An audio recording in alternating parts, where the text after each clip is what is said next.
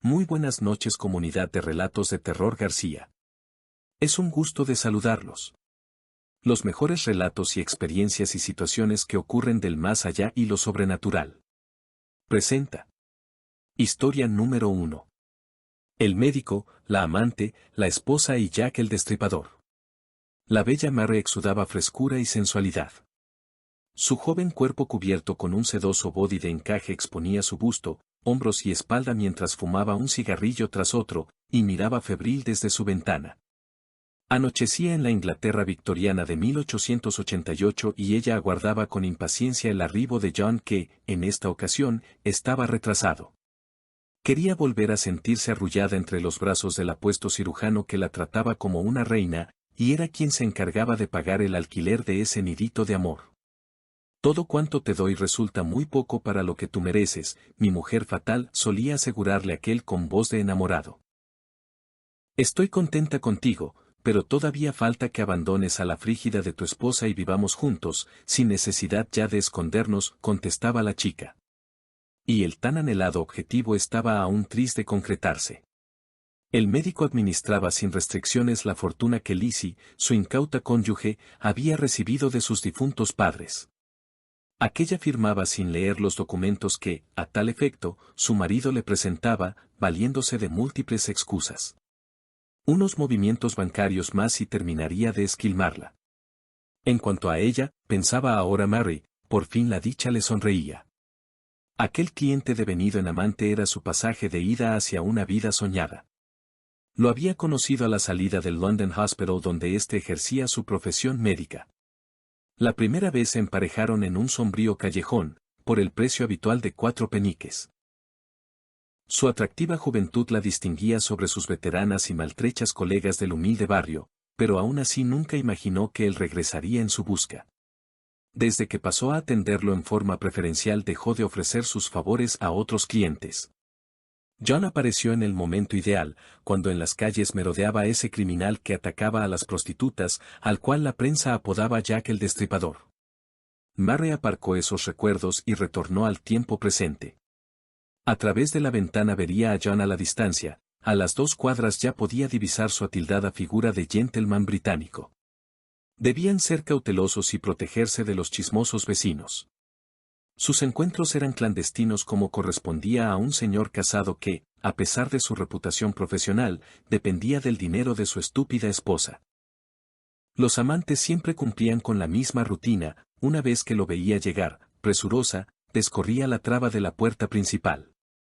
Acto seguido, iba a la pieza y se tendía semidesnuda sobre el lecho estilo matrimonial. El visitante entraba muy raudo, poniéndose a resguardo de ojos indiscretos. Se tomaba un rato en la sala de estar y depositaba encima del sofá, con metódico orden, su chistera, su capa, su traje y la ropa interior. Luego se descalzaba e ingresaba a la habitación, donde ella jugaba a estar dormida y despertarse de repente al oír sus pasos. ¿Eres tu cariño?, preguntaba con voz melosa de mujer fatal, al tiempo de que comenzaba a desvestirse del todo. Aquel preludio los excitaba al máximo, y no sería distinto en esta oportunidad. Por fin lo vio venir, la silueta del refinado varón surgió ante su vista. Era el momento de ir hacia la cama y repetir el ritual erótico. Escuchó el sonido de la puerta abrirse y, segundos después, el rumor de unos pasos acercarse, demasiado pronto esta vez. ¿Eres tu cariño?, dijo Mary, con timbre afirmativo. No hubo respuesta. La silueta masculina continuaba inmóvil a la entrada de la habitación. Ella se irguió apenas, lo suficiente para observar a través de la penumbra. Seguía vestido, de pies a cabeza, y se le aproximó todavía más. ¿Por qué él no se había desnudado aún? ¿Y qué era eso que sostenía en su mano? ¿Ese tenue brillo que parecía provenir del filo de un cuchillo? Al rato, del nidito de amor salió aquella mujer fatal. Caminaba con andar firme sobre la calle empedrada, cuyas farolas sagaz arrojaban pálidas luces contra la neblina londinense. Pero ninguno de los que transitaban por esas aceras sospechó que no se trataba de un sobrio caballero, ni se detuvieron para examinar a aquel hombre que, como tantos otros, recorría las brumosas calles del Bajo Londres a esa hora tardía. Pese a no ocultar su cara, nadie reparó en su bello y duro rostro de fémina, ni en sus marrones ojos de mirada intensa, enmarcados bajo sus bonitas cejas. Tampoco advirtieron que sus labios de rojo carmín esbozaban una sonrisa triunfal. Un collar, con un dije de oro, que le ceñía su cuello, era el único toque femenino discordante con ese atuendo travestido. Llevaba su blusa de seda negra por debajo del saco y la capa, y sobre su cabeza lucía un sombrero masculino bajo el cual escapaban sus largos cabellos. Sus enguantadas manos aferraban la daga, cuyos rastros de sangre había limpiado usando un pañuelito. Otro crimen que echarán a la cuenta de los del Destripador, dijo para sus adentros Lizzie. Y en cuanto a la reciente y trágica muerte de John, guardaba la esperanza de que la policía la atribuyese al violento despecho de un marido celoso. Después de todo, era sabida la fama de mujeriego que tenía el malogrado cirujano. Elizabeth Williams, alias Lizzie, esposa del reputado médico galés de la Casa Real Británica John Williams, fue propuesta para ocupar la identidad del desconocido asesino serial Jack el Destripador en su versión femenina. Así se sostuvo en un libro publicado en 2012 donde, con endebles argumentos, se la postuló como homicida de las prostitutas mutiladas en Whitechapel durante el año 1888. Se pretendió que Lizzie poseía esenciales conocimientos de anatomía y de disección gracias a ser cónyuge de ese connotado cirujano, y que sus móviles para asesinar y amputar fincaban en el cerril odio que sentía hacia las meretrices, porque éstas podían concebir hijos mientras que ella era infértil. Asimismo se sugirió que la víctima Mary Jane Kelly era amante de su esposo, etcétera, etcétera. Aunque considero que dicha hipótesis es disparatada, la misma me sirvió de inspiración para crear la narración arriba transcripta, que ojalá haya sido de vuestro agrado. Historia número 2. El desalmado. El 3 de junio de 1928 la humilde familia Wood creyó recibir una buena noticia. Necesitados de dinero habían puesto un aviso en el periódico solicitando un empleo para Edward, el primogénito de sus dos hijos, y aquel día, un individuo de edad avanzada y aspecto respetable, que decía llamarse Frank Howard, llamó a la puerta de su apartamento con un ejemplar en la mano. Explicó que tenía una granja en las afueras de Long Island y que, si al joven no le molestaba pasar la vida al aire libre en el campo, estaba dispuesto a brindarle una oportunidad. Puede que fuera por la gratitud que sintieron, o quizás confiaron demasiado en aquel hombre bajito de cabellos grises. Fuese cual fuese la razón, Albert y Delia aceptaron que ese extraño llevara a su hija Grace a la fiesta infantil que casualmente la hermana de este iba a dar aquella misma tarde. Naturalmente, no había ninguna fiesta.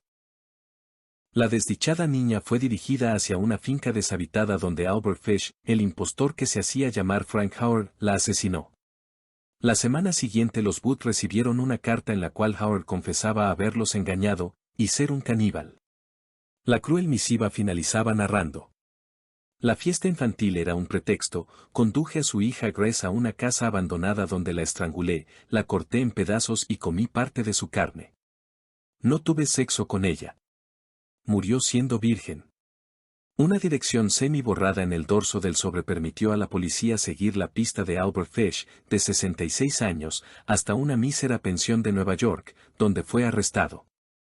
El detenido aseguró que torturaba y mataba niños por órdenes directas de Dios, cuya voz oía con frecuencia.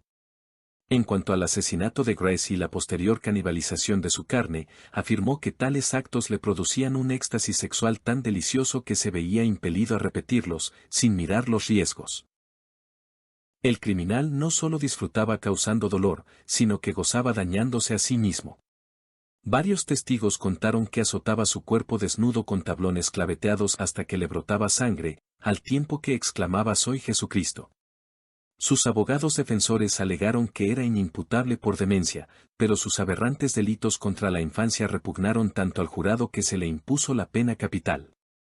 Nunca tendremos dimensión del placer que el desalmado Albert Fish sacó de su propia ejecución.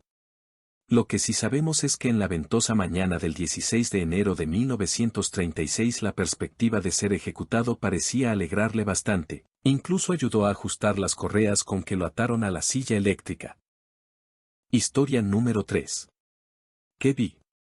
Estaba solo en casa hace como una semana, odio estar solo en casa, más que nada porque vivo en medio del bosque. Sentí la necesidad de ir al baño, así que corrí adentro. Decidí mientras estaba adentro tomar una ducha y quitarme el olor del día.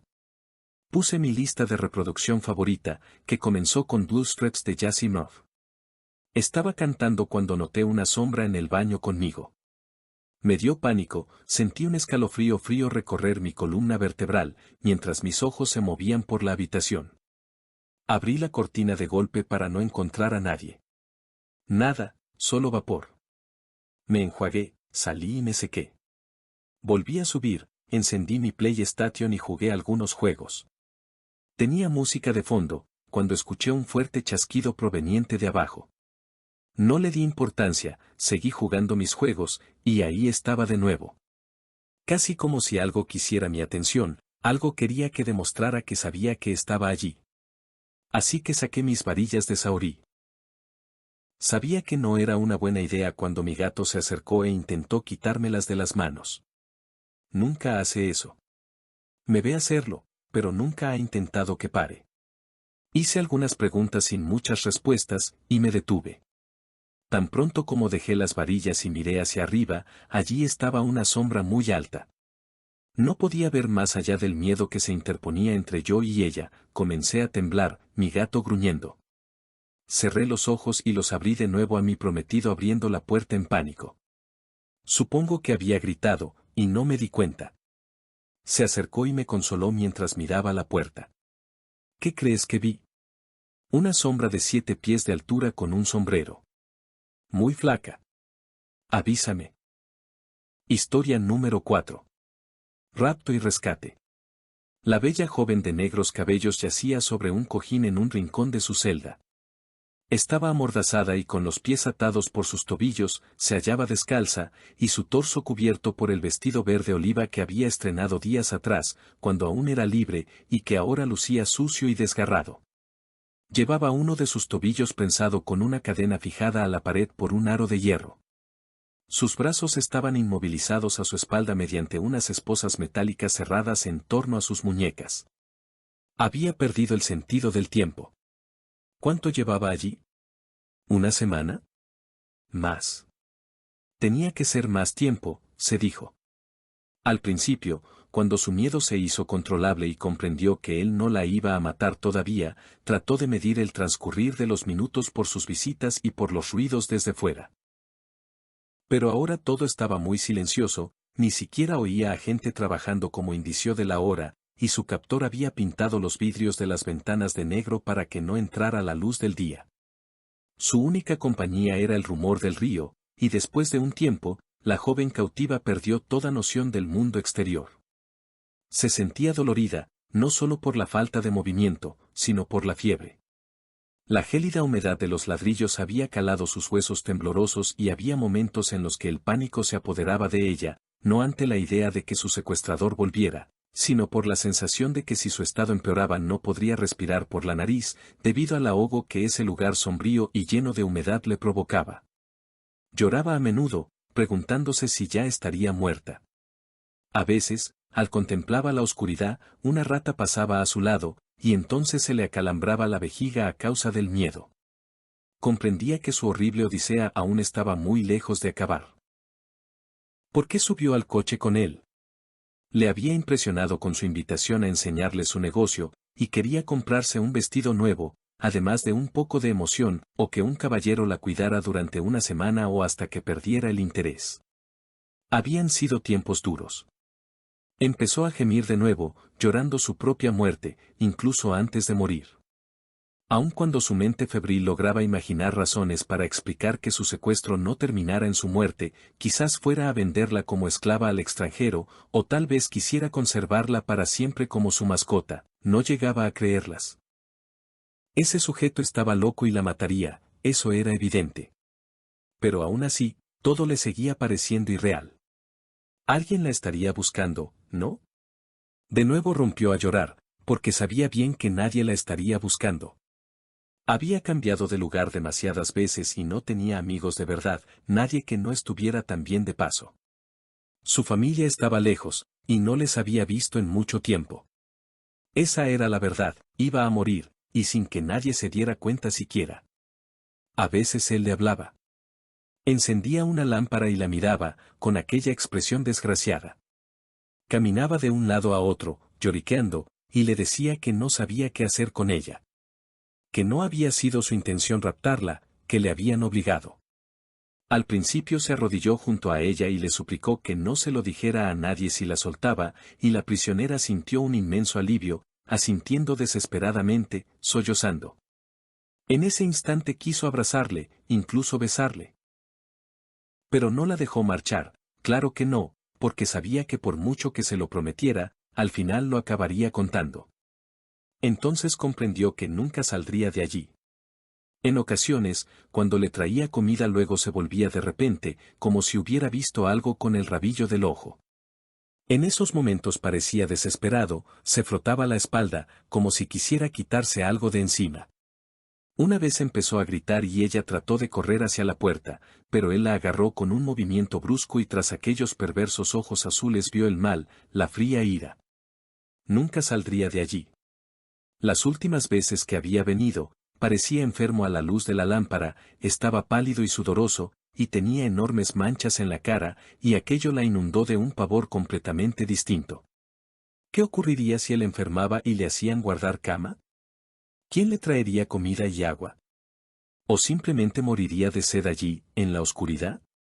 De improviso una llave giró en la cerradura, y todo su cuerpo se tensó. Los sollozos murieron en su garganta. Él ya había estado aquel día. ¿Por qué volvía ahora? Sus orejas palpitaban y la cara le abrasaba del terror. La puerta chirrió al abrirse y ella creyó vislumbrar la noche antes de que la cerrara con llave tras de sí y guardara dicha llave en uno de sus bolsillos. Le oyó moverse arrastrando los pies hacia la mesa donde estaba la lámpara y cerró los ojos al oír que encendía una cerilla. El resplandor amarillento de la lámpara se filtraba a través de sus párpados y los abrió lentamente, desacostumbrada incluso a tan escasa luminosidad. El rostro de su carcelero estaba sereno y su cuerpo quieto. Su actitud carecía de la ansiedad habitual, y solo transmitía tranquila determinación. A 1 metro de distancia, podía ver sus ojos inyectados en un color rosáceo, y las manchas de su cara parecían ahora hematomas de varios días, rabiosos y morados. Su enfermedad lo había enloquecido. Se agachó y abrió el baúl, y aunque ella intentó zafarse de las ligaduras, él ni siquiera levantó la mirada mientras sacaba sus herramientas y las colocaba sobre la mesa. Una sierra. Un cuchillo. Un martillo. Brillaban bajo la mísera luz y a ella le pareció ver sangre en el mango de todas. Las lágrimas nublaron su vista, desdibujando su perfil. Él se volvió y le sonrió con cinismo. No tardaré, le dijo. Solo tengo que prepararme. Ella entendió lo que sucedería a continuación y empezó a sollozar de nuevo. Su secuestrador se acercó. La mujer gritó y gritó, enloquecida por la certeza de su inminente destino. Quiso incorporarse, pero era imposible. Además de no poder usar sus manos para defenderse, al tener esposadas sus muñecas, su tobillo seguía prensado por la cadena. El hombre se inclinó hacia ella. Empuñaba un filoso puñal con su mano diestra y se aproximó hacia su presa humana, que continuaba inerme. Quería terminar con su faena, herirla en el cuello y cortarle la vena yugular. Pero entonces lo milagroso hizo acto de presencia.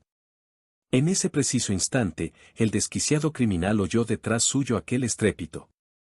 Se dio vuelta mirando hacia donde provenía el griterío. Estaban rompiendo desde fuera las ventanas pintadas de negro, los vidrios estallaban. Esos intrusos se vestían de azul, portando sus uniformes de la Policía Metropolitana de Londres. Ya saltaban dentro de la guarida. Los superaban en número y empuñaban armas de fuego. Él únicamente contaba con su afilado cuchillo para defenderse, pero comprendió que resultaría inútil resistir. Cuando el jefe de los policías lo encañonó, apuntado a su cabeza con el revólver, dejó caer el puñal y levantó ambos brazos en señal de rendición. Historia número 5. El lobizón, la maldición del séptimo hijo. En Argentina, Paraguay y Uruguay existe una creencia que ha aterrorizado a generaciones, la leyenda del lobizón.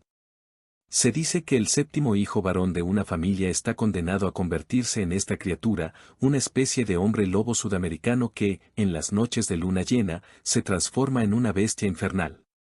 Su cuerpo se alarga, su piel se cubre de un pelaje oscuro y sus ojos brillan como brasas encendidas. El lobizón vaga por los campos y pueblos, devorando animales, carroña, e incluso atacando a los desprevenidos que se cruzan en su camino. Algunos aseguran que su simple presencia es un mal presagio y que verlo significa la muerte inminente. Muchos creen que es solo un mito, pero yo sé la verdad, porque lo vi con mis propios ojos. Esto ocurrió hace muchos años, cuando era un adolescente y vivía con mi familia en un pequeño pueblo de Entre Ríos, Argentina. Mi abuelo siempre nos advertía sobre salir de noche cuando había luna llena, pero yo, como cualquier joven terco, nunca le presté atención a esas supersticiones. Esa noche en particular, estábamos en la casa de un amigo festejando un cumpleaños. La luna estaba alta en el cielo, llena y resplandeciente. Alrededor de las 2 de la madrugada, decidí volver a casa caminando. Eran solo unos kilómetros por un camino de tierra, rodeado de campos y árboles. Nada que me asustara. Mientras caminaba, noté que el aire estaba extrañamente frío para ser verano. Los grillos, que normalmente llenaban la noche con su canto, se habían silenciado por completo. Me empezó a invadir una sensación de inquietud, como si algo me estuviera observando. De repente, escuché un gruñido bajo y gutural proveniente de los arbustos al costado del camino. Me detuve en seco. Algo estaba allí. No era un perro, ni un zorro. Era algo más grande. Los arbustos crujieron y entonces lo vi. Una silueta oscura salió de entre las sombras.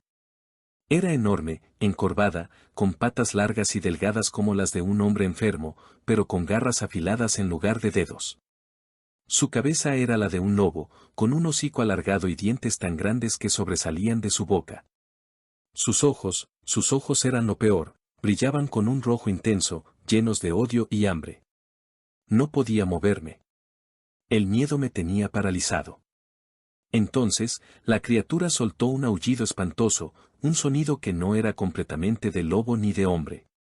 Mi instinto de supervivencia despertó y corrí como nunca en mi vida.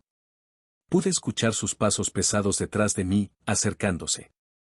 Sentía su respiración en mi nuca, un olor fétido y nauseabundo. Vi la cruz de madera que estaba a la entrada del pueblo y, sin pensarlo, me lancé hacia ella, cayendo al suelo. En ese momento, el lobizón se detuvo. Me miró fijamente por unos segundos que se sintieron eternos, gruñó con furia y desapareció en la oscuridad del monte. Llegué a casa sin aliento, temblando y con las manos arañadas por la caída. Le conté a mi abuelo lo que había visto, y él, en lugar de reírse o regañarme, solo me miró con gravedad y dijo: «Te vio, pero no te marcó. No vuelvas a andar solo en noche de luna llena». Desde entonces, nunca más caminé de noche en mi pueblo. No sé qué era exactamente esa cosa, pero sé que no era solo un cuento. El lobizón es real, y si alguna vez escuchas sus pasos detrás de ti en la oscuridad, solo corre, y reza para que no te marque. Historia número 6. La noche que vi a la Sayona. Mi nombre es Eduardo, y lo que estoy a punto de contarles me ocurrió hace unos años, cuando trabajaba como vigilante nocturno en un pequeño caserío de los llanos venezolanos. Siempre escuché las historias de la Sayona, pero nunca pensé que me toparía con algo así. Era una de esas noches en las que el viento soplaba fuerte y la oscuridad parecía más pesada de lo normal. Mi turno había empezado a las 10 de la noche, y el lugar estaba completamente desolado. Mi trabajo consistía en recorrer un camino polvoriento entre 2 casonas abandonadas y una pequeña finca que estaba a unos kilómetros. Todo parecía tranquilo hasta cerca de la medianoche, cuando sentí algo extraño, el viento se detuvo por completo. Seguí caminando, pero un escalofrío recorrió mi espalda. Entonces, lo escuché, un lamento suave, casi como un susurro, que venía de lejos. Al principio pensé que era el viento o algún animal, pero el sonido se volvió más claro, como si alguien llorara. Apunté con mi linterna hacia el camino y fue cuando la vi. Había una mujer de pie, al borde del camino, vestida con un largo vestido blanco que parecía brillar bajo la tenue luz de la luna. Su cabello negro caía desordenado sobre sus hombros, y aunque no podía verle el rostro, su postura era extrañamente rígida. Me acerqué, pensando que podía ser alguien perdido o herido. ¿Se encuentra bien?, pregunté, tratando de sonar tranquilo, aunque mi voz temblaba. La mujer no respondió. Permaneció inmóvil, pero cuando di otro paso hacia ella, giró lentamente la cabeza en mi dirección. Fue entonces cuando sentí el verdadero terror. Su rostro no era humano. Sus ojos eran dos orbes ardientes, y su piel parecía descomponerse en carne negra y huesos. Su sonrisa era antinatural, como si se estirara más allá de lo posible. ¿Por qué me sigues?, murmuró con una voz grave y gutural. No entendí sus palabras al principio, pero antes de que pudiera reaccionar, dio un paso hacia mí. Su vestido blanco ondeaba como si estuviera vivo, y un olor nauseabundo invadió el aire. Mi cuerpo estaba paralizado, por más que intentaba correr, mis piernas no me respondían. Ella levantó una mano, larga y huesuda, y apuntó hacia mi pecho. Sentí como si mi corazón fuera a detenerse. De repente, soltó un grito desgarrador que hizo que todo a mi alrededor temblara. Con todas mis fuerzas, logré retroceder unos pasos y caí al suelo. Cuando levanté la vista, ya no estaba allí. Corrí como nunca antes hacia la caseta donde trabajaba, con el corazón a punto de explotar. Al llegar, un compañero que recién había llegado me miró con preocupación. ¿Qué pasó? Estás pálido, como si hubieras visto un fantasma. Le conté lo sucedido, y su rostro se oscureció. Fue la Sayona. Si la viste, es porque algo quiere advertirte. Ten cuidado con lo que haces o con quien andas, no perdona las traiciones. Desde esa noche, jamás volví a trabajar en esos caminos, y aunque algunos dicen que la Sayona es solo una leyenda, yo sé lo que vi. Ella está ahí, vigilando, esperando, y no todos tienen la suerte de escapar. Historia número 7. Las sombras de la selva. Nunca he sido de contar muchas historias, pero hay cosas que te marcan, y por más que quieras olvidarlas, se quedan ahí, en tu cabeza, esperando la noche para volver. Soy Ezequiel, y esto pasó hace unos años, cuando trabajaba con mi tío en las afueras de un pueblo de Paraguay, cerca de una zona de monte denso y alejado. Él tenía un pequeño terreno donde cultivábamos frutas y, de vez en cuando, íbamos al monte a recoger madera. Nada fuera de lo normal. Un día, un hombre del pueblo llegó a la casa con un rumor que nos cambió todo. Decía que unos cazadores habían encontrado una cueva en medio del monte y que dentro había algo extraño. No querían acercarse más, decían que habían visto ojos brillantes en la oscuridad y escuchado un sonido bajo, como un gruñido mezclado con un siseo. Debe ser algún bicho grande, dijo mi tío, como si no le diera importancia. Pero el hombre insistió. No es un animal común. Algo los estaba mirando. Mi tío, terco como era, dijo que no creía en cuentos, y decidió que al día siguiente iríamos a ver esa cueva. No supe por qué, pero algo me puso nervioso desde ese momento. El camino a la cueva. Nos levantamos temprano y nos adentramos en el monte. Todo estaba más callado de lo normal. No se oían pájaros, ni grillos, ni siquiera el viento movía las ramas. Solo el crujido de nuestros pasos sobre las hojas secas. Después de caminar por casi 2 horas, la encontramos. Una grieta oscura en medio de una formación rocosa, como una boca abierta en la tierra. El aire alrededor olía a tierra mojada y algo más, algo raro.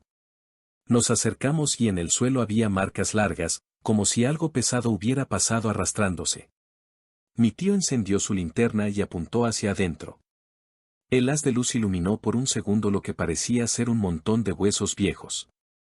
Pero antes de que pudiera enfocar mejor, algo se movió en la oscuridad.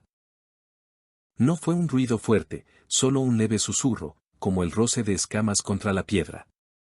¿Viste eso?, pregunté, sintiendo el sudor frío en la espalda. Mi tío no contestó. Apuntó la linterna de nuevo, y ahí lo vimos. Dos ojos enormes, brillantes como brasas encendidas, nos miraban desde el fondo de la cueva. Se sintió como si el tiempo se hubiera detenido. Algo estaba ahí, respirando, observándonos. Entonces la linterna parpadeó y se apagó. El sonido volvió, más fuerte. Un gruñido bajo, mezclado con un siseo. Corrimos.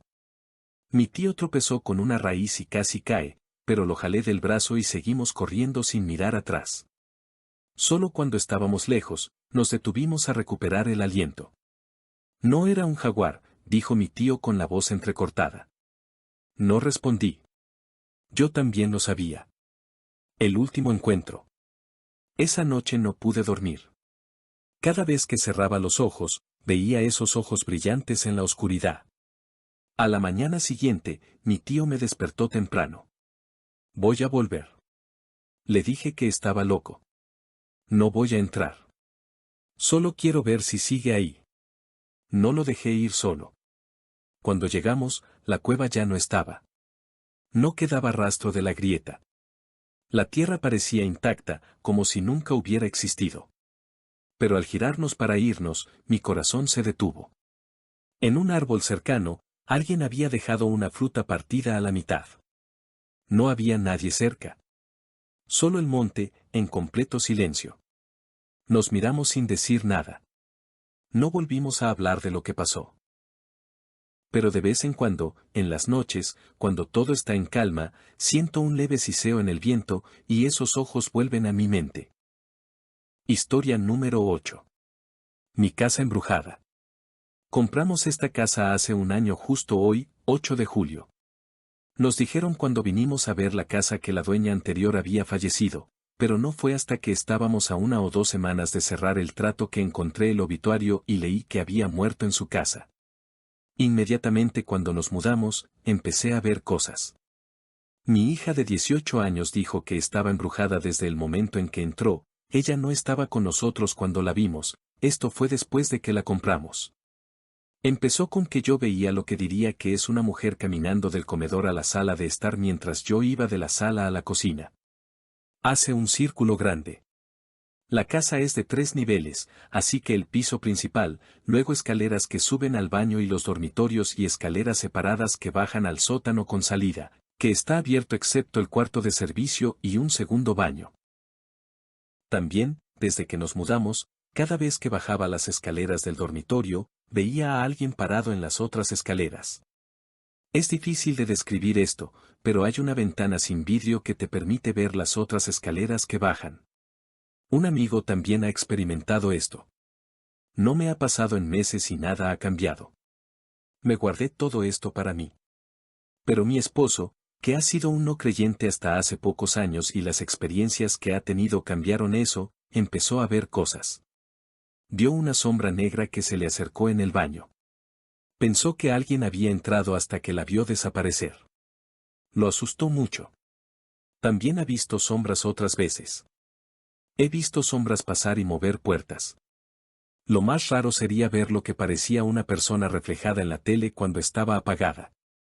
Era como alguien agachado mirando la tele muy de cerca y luego se enderezaba y se echaba para atrás. He visto a mi esposo unas cuantas veces y no era él. Me desperté y me levanté de la cama, él estaba dormido a mi lado, así que estaba tratando de no despertarlo. Empecé a bajar las escaleras y me di cuenta de que estaba dormido en el sofá.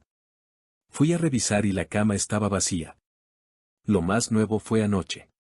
Acababa de apagar mi teléfono y me estaba acomodando para dormir. Uso una máscara para dormir, así que la tenía puesta. Sentí un brazo en mi cadera y se deslizó.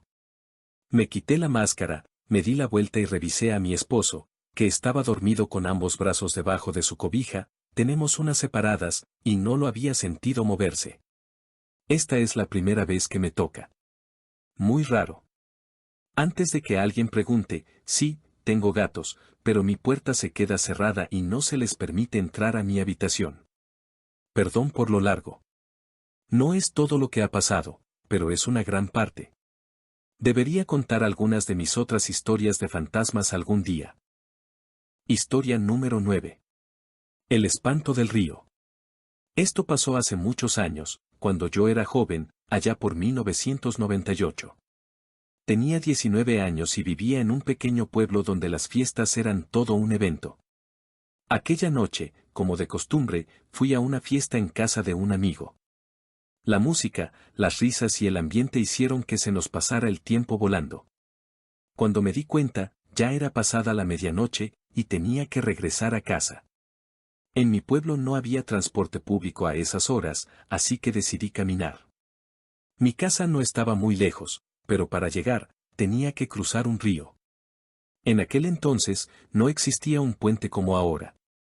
Solo había una especie de paso de piedras que los vecinos usábamos para atravesarlo. La gente del pueblo siempre contaba historias de cosas extrañas que sucedían cerca de ese río, pero yo nunca les presté atención. Pensaba que eran solo cuentos para asustar a los niños. La noche estaba oscura, y la luna apenas iluminaba el camino. Mientras me acercaba al río, todo estaba demasiado callado. Ni siquiera se escuchaban los grillos, lo que ya era raro. Sentí un escalofrío, pero pensé que era el frío de la madrugada. Cuando llegué al paso de piedras, vi que el agua estaba tranquila, reflejando la poca luz que había. Empecé a cruzar, pero a mitad del camino sentí que algo no estaba bien. Primero, escuché un murmullo. Era un sonido bajo, como si alguien estuviera hablando en voz baja, pero no entendía lo que decía. Me detuve, mirando a mi alrededor, pero no vi a nadie. El río seguía igual de tranquilo, y pensé que quizá era el agua jugando con mi imaginación. Sin embargo, al dar el siguiente paso, lo vi. Al otro lado del río, había una figura. Era una mujer, o al menos eso parecía. Estaba de pie, con un vestido blanco largo, pero su cabello cubría completamente su rostro. Lo más extraño era que no se movía, ni un solo músculo, como si fuera una estatua. La vi por unos segundos, pensando que quizá era alguien más que había salido tarde como yo. Buenas noches.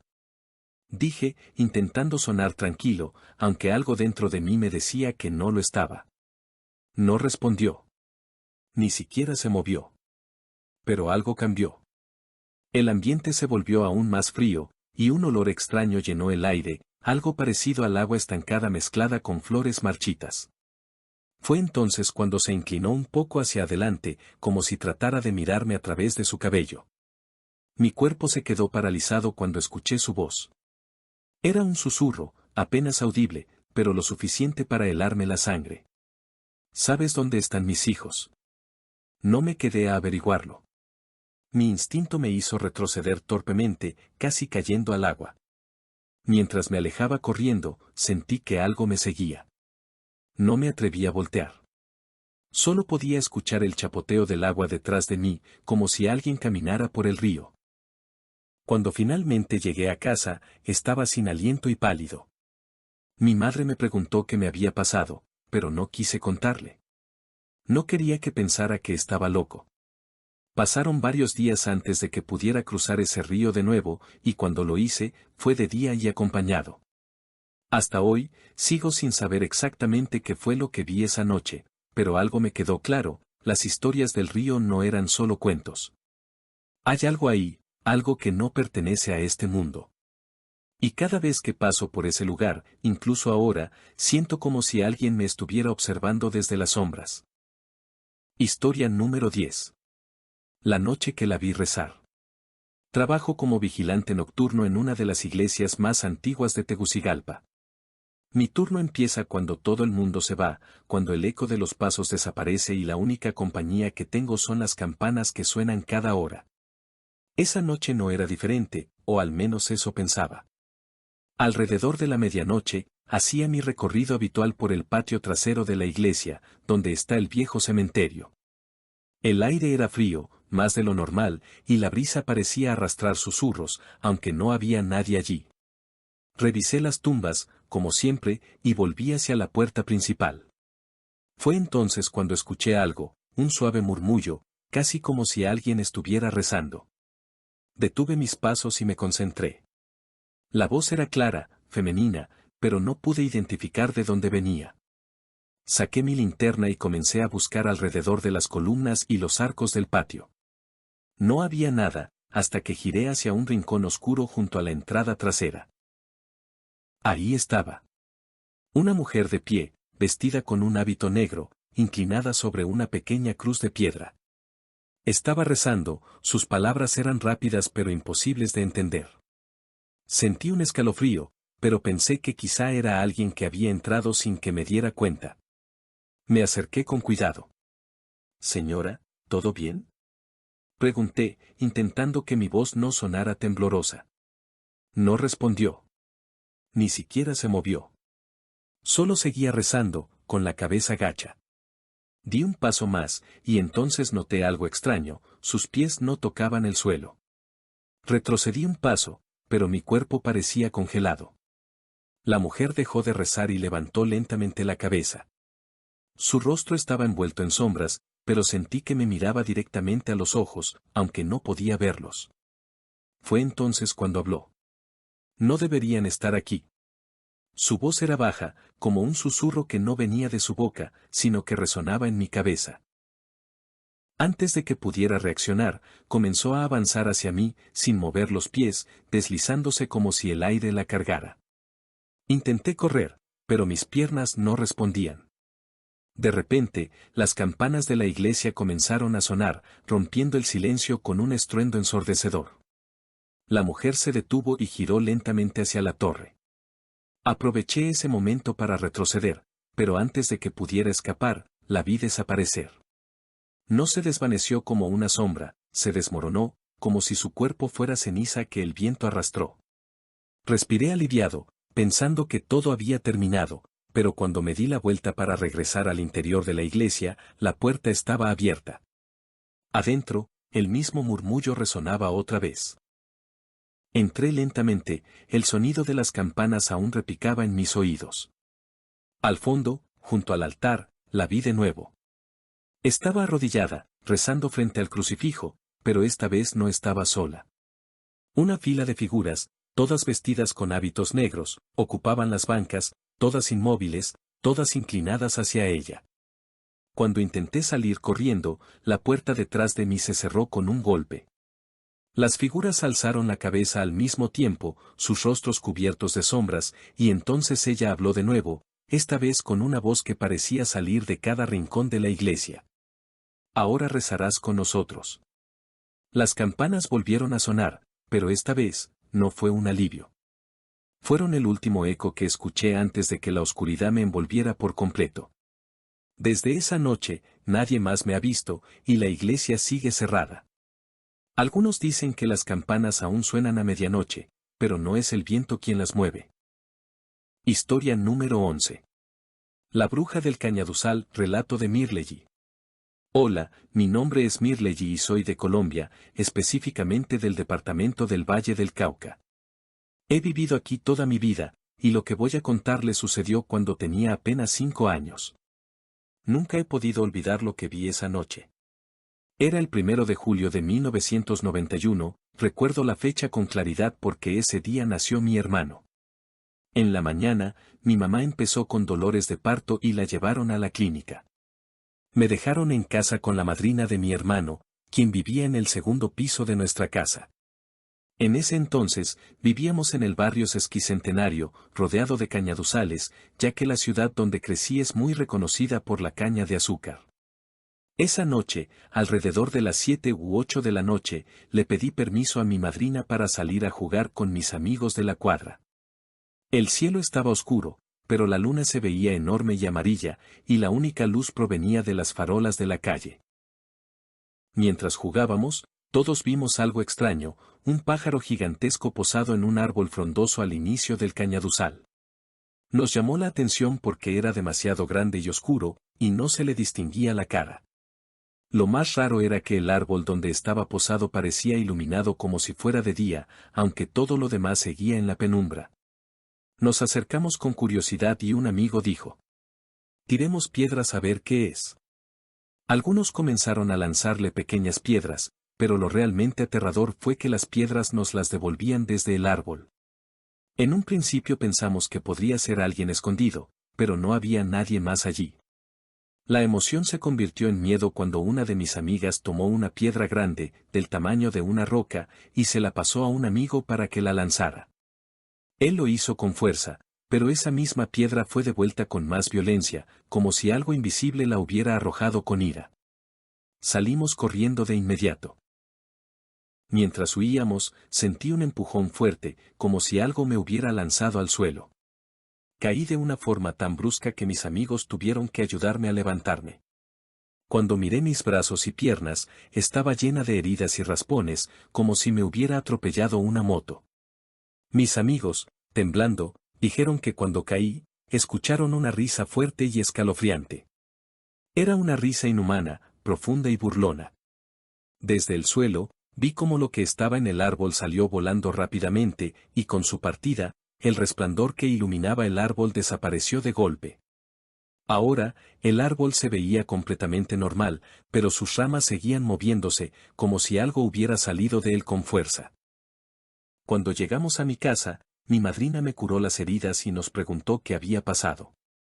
Al contarle, se puso pálida y nos regañó con firmeza. Nos dijo que no debíamos jugar cerca del cañaduzal de noche.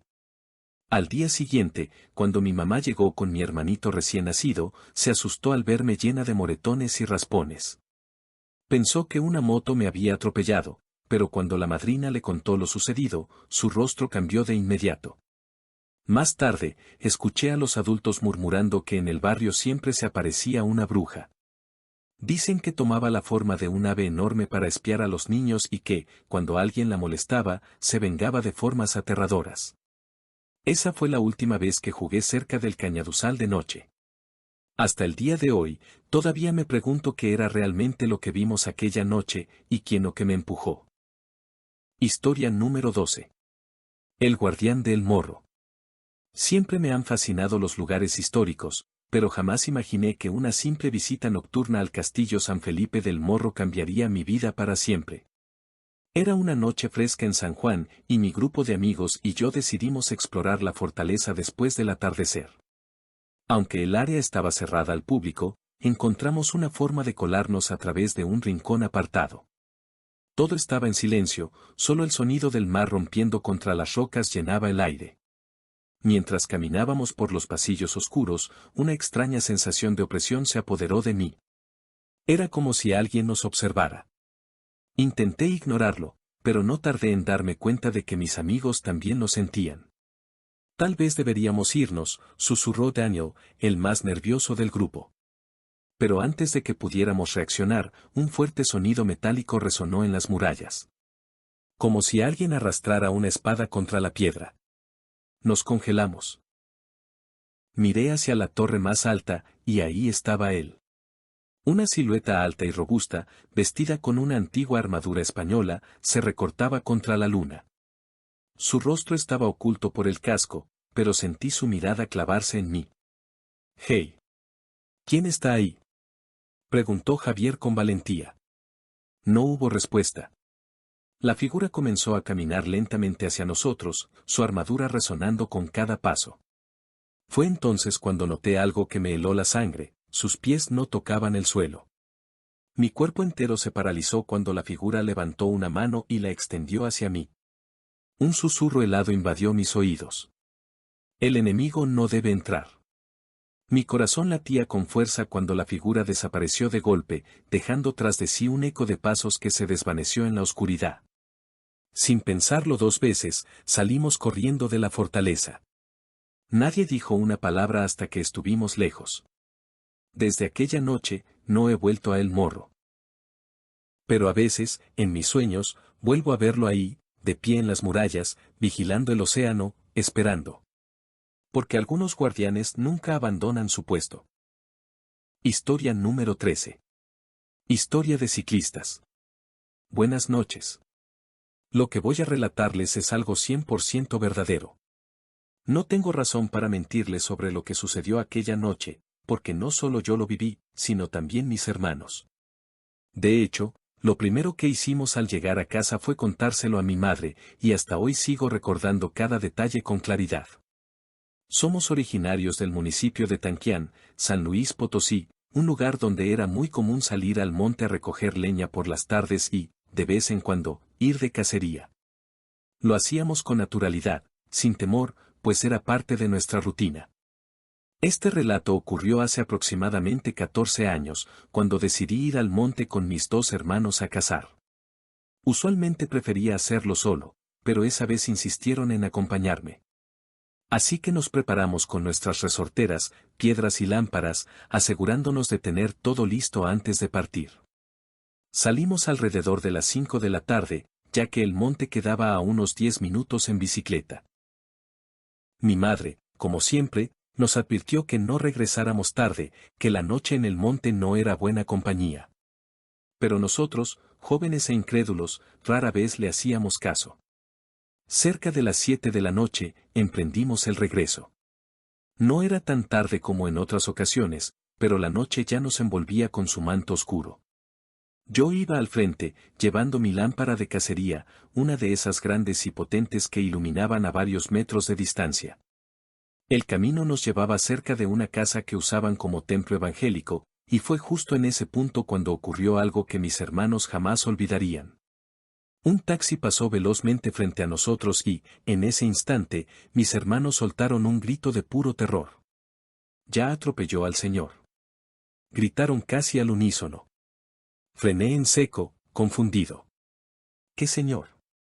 Les pregunté, volteando en todas direcciones.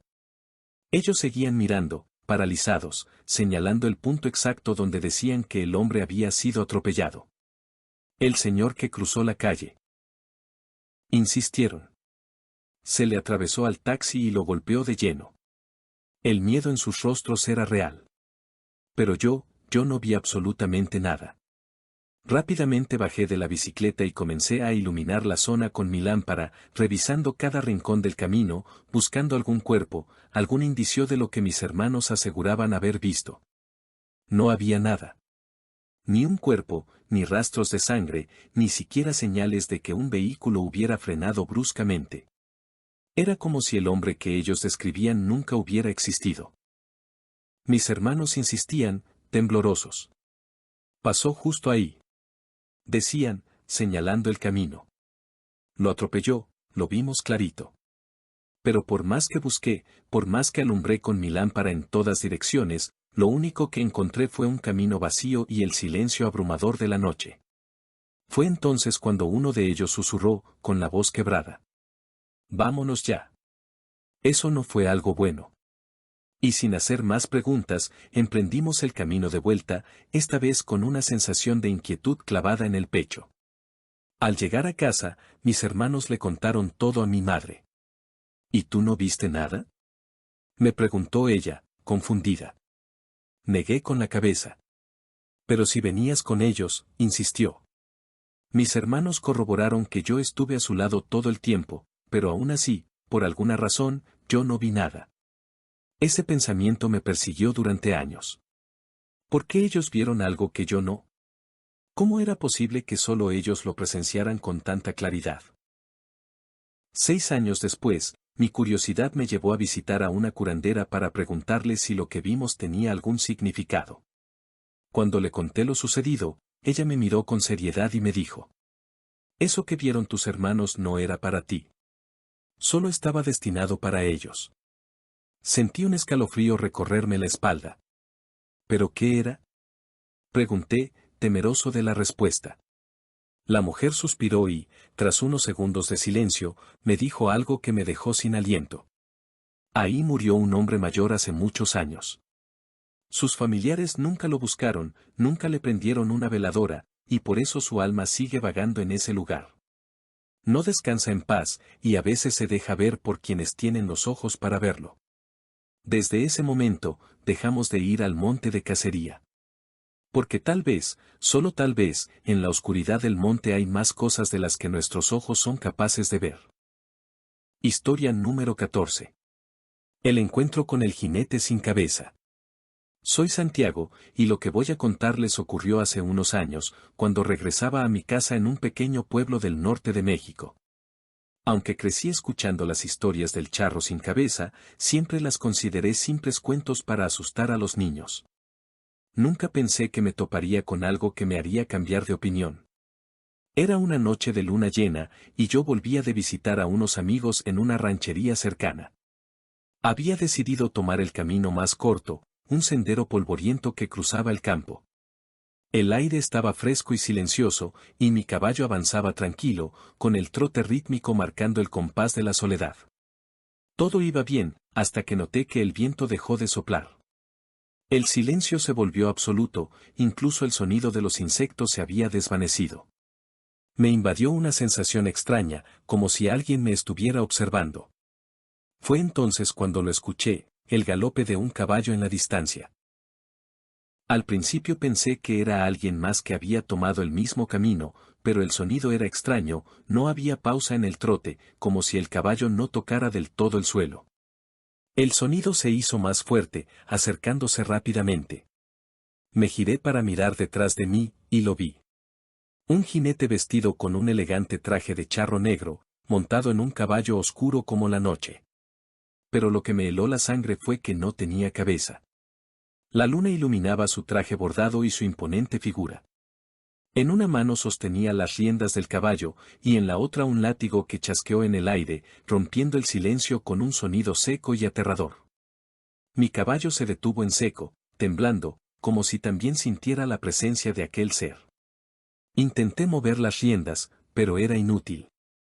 El charro sin cabeza avanzó hacia mí, su caballo trotando de manera extraña, casi flotando. Cuando estuvo lo suficientemente cerca, vi que de donde debería estar su cabeza emanaba un humo oscuro, como si la falta de su cabeza fuera una herida que nunca cicatrizó. Su presencia era sofocante, como si todo el aire alrededor de mí se hubiera vuelto pesado. ¿Quién se atreve a cruzar mi camino?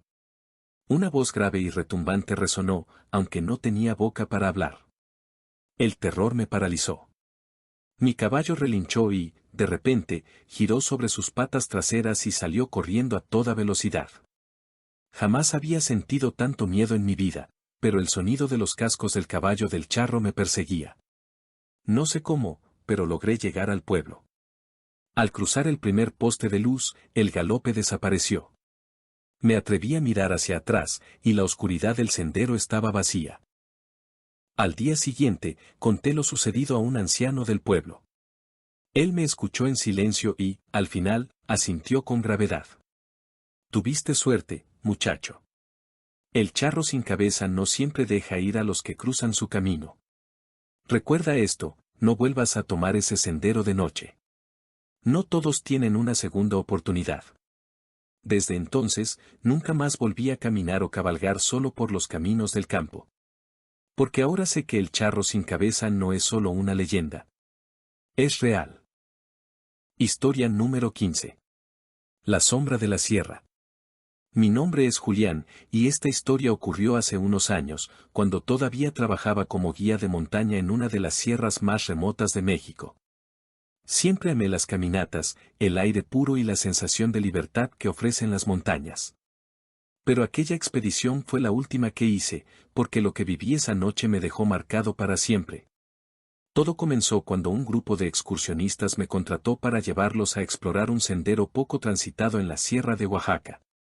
Era una ruta peligrosa, llena de caminos estrechos, barrancos y una densa vegetación que hacía que la visibilidad fuera limitada en algunos tramos. A pesar de las advertencias, los turistas insistieron en que querían experimentar algo auténtico y fuera de lo común. El primer día transcurrió sin problemas. Llegamos a un claro donde montamos nuestro campamento. Al caer la noche, todos nos reunimos alrededor de una fogata, compartiendo historias y risas. Sin embargo, una de las excursionistas, Clara, mencionó algo que incomodó al grupo. ¿Sabían que esta zona tiene fama de estar maldita? Mi abuela me contaba que aquí vivía una bruja hace muchos años, y que desapareció en estas montañas. Dicen que su espíritu todavía ronda por aquí. Todos se rieron, pensando que solo era una historia para asustar. Yo también me reí, pero en el fondo sabía que la sierra guardaba secretos. Los lugareños siempre hablaban de luces extrañas, voces en la noche y sombras que parecían seguirte entre los árboles. Aún así, no dije nada para no preocupar al grupo. Esa noche, me desperté sobresaltado. El viento había comenzado a soplar con fuerza, y las ramas de los árboles crujían como si algo pesado se moviera entre ellas. Miré mi reloj, eran las 3 de la mañana. Salí de mi tienda para asegurarme de que todo estaba en orden, pero lo que vi me dejó helado. A unos metros del campamento, en el borde del bosque, había una figura. Era alta, demasiado alta para ser una persona, y su silueta parecía desproporcionada, con brazos largos y delgados que colgaban hasta las rodillas. ¿Quién anda ahí?, grité, intentando mantener la calma. La figura no respondió. En cambio, dio un paso hacia adelante, y el viento pareció detenerse de golpe. Mis piernas temblaron, pero no podía apartar la vista. Entonces, sin previo aviso, la figura se desvaneció entre las sombras, como si nunca hubiera estado ahí.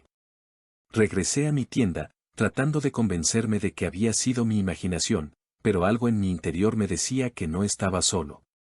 Al día siguiente, continuamos nuestro ascenso. El grupo notó que estaba más callado de lo habitual, pero no les dije nada de lo que había visto. Conforme avanzábamos, la sensación de ser observado se hizo más intensa. Las aves dejaron de cantar, y el bosque estaba extrañamente silencioso. Clara, la misma que había contado la historia de la bruja, se detuvo de repente. ¿Escucharon eso?, preguntó, mirando hacia los árboles. Todos negaron con la cabeza, pero yo también lo había oído, un susurro, bajo y gutural, que parecía provenir de todas partes. Llegamos a un barranco donde debíamos acampar esa noche, pero el ambiente era extraño. Mientras montábamos las tiendas, noté que uno de los excursionistas, Miguel, estaba inquieto. Me dijo que sentía que algo lo seguía, pero traté de calmarlo, diciéndole que era normal sentirse así en lugares tan remotos. Esa noche, me despertó un grito desgarrador. Salí corriendo de mi tienda y encontré al grupo reunido alrededor del fuego, mirando hacia el bosque. Miguel no estaba. Se levantó hace unos minutos, dijo uno de los excursionistas. Dijo que escuchó su nombre y fue a investigar. Tomé una linterna y corrí hacia el bosque, seguido por Clara. Lo que vimos nos dejó paralizados. Miguel estaba de pie frente a un árbol, completamente inmóvil. Cuando me acerqué, lo llamé por su nombre, pero no respondía. Al iluminarlo, noté que sus ojos estaban abiertos de par en par, pero parecían vacíos, como si no estuviera realmente allí. Detrás de él, entre las sombras, vi nuevamente la figura de la noche anterior. Esta vez estaba más cerca, y pude distinguir un rostro. O, mejor dicho, la ausencia de uno. Su cabeza era lisa, sin ojos ni boca, y de su cuerpo emanaba una especie de neblina oscura. De repente, Miguel se desplomó. Lo cargamos de regreso al campamento, pero no volvió a hablar en toda la noche. Sus ojos seguían vacíos, y aunque respiraba, parecía estar atrapado en algún lugar lejos de nosotros. A la mañana siguiente, empacamos y descendimos lo más rápido posible. Nadie habló durante el camino, pero todos sabíamos que habíamos visto algo que no debía estar ahí. Miguel recuperó la conciencia cuando llegamos al pueblo, pero nunca volvió a ser el mismo. Murmuraba cosas incoherentes y repetía una frase que aún me persigue: ella viene por nosotros. Desde ese día, dejé de trabajar como guía. La sierra guarda secretos que no están destinados a ser descubiertos, y hay fuerzas en esos lugares que no pertenecen a este mundo. Si alguna vez decides explorar esas montañas, hazlo de día y nunca, nunca te alejes del grupo. Historia número 16. Las campanas de la medianoche. Mi nombre es Daniel, y lo que estoy a punto de contar ocurrió hace unos años, cuando aún trabajaba como guardia nocturno en las ruinas de una iglesia colonial en Cartago, Costa Rica. Siempre fui escéptico con respecto a las leyendas locales, pero aquella noche, aprendí a no dudar de lo que no entiendo. Mi turno comenzaba a las 10 de la noche y terminaba al amanecer. La iglesia en ruinas tenía siglos de antigüedad, con muros de piedra cubiertos de musgo y bancas de madera carcomidas por el tiempo. Aunque durante el día recibía turistas, en la noche, la oscuridad lo cubría todo, y el sonido del viento soplando entre los pasillos le daba un aire aún más lúgubre. Todo comenzó aquella noche, cuando a la medianoche exacta, las campanas de la iglesia comenzaron a sonar. Eso fue lo primero extraño. Las campanas estaban oxidadas y ya no tenían badajo desde hacía años, nadie debía poder hacerlas sonar. Pero ahí estaban, repicando como si anunciaran una misa olvidada. Me levanté de mi silla, linterna en mano, y caminé lentamente hacia el altar.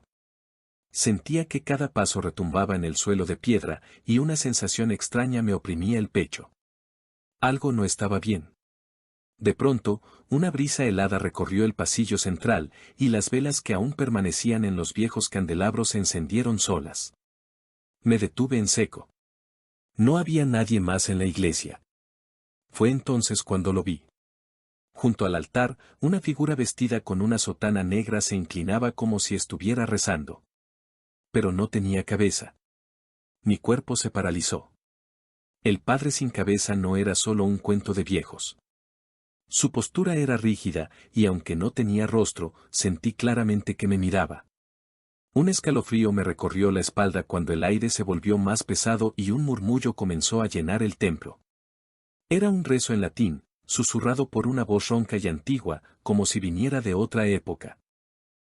La figura se puso de pie lentamente y comenzó a moverse en mi dirección. No caminaba, se deslizaba. Retrocedí, pero tropecé con una banca rota y caí al suelo. El eco de mi respiración agitada resonaba en el templo. Intenté levantarme, pero mis piernas no respondían. El padre sin cabeza se detuvo frente a mí. Extendió una mano temblorosa y levantó algo invisible, como si estuviera sosteniendo su propia cabeza. Fue entonces cuando las campanas volvieron a sonar con más fuerza. Un rugido de viento recorrió la iglesia, y la figura comenzó a desvanecerse en una sombra oscura que se disipó en el aire. Me quedé en el suelo, temblando. Todo volvió a la normalidad en un instante. El viento cesó. Las campanas callaron. Las velas se apagaron. Pero yo sabía que no había sido un sueño. Desde entonces, evito hablar de lo que vi. Algunos dicen que el padre sin cabeza aún busca su redención, atrapado entre este mundo y el otro. Lo único que sé es que, desde aquella noche, cuando las campanas suenan en la oscuridad, nadie debería quedarse en las ruinas para averiguar quién las toca. Porque quizás, la próxima vez, él no desaparezca. Si te gustó el relato, regálame un pulgar arriba, no olvides en dejar tus comentarios. Gracias por ser parte de esta comunidad. En agradecimiento con el canal del terror. Y con el licenciado Gabriel Antonio Pombo y sentirás escalofríos. Saludos a todos nuestros seguidores. Hasta la próxima. Síguenos en nuestras redes sociales.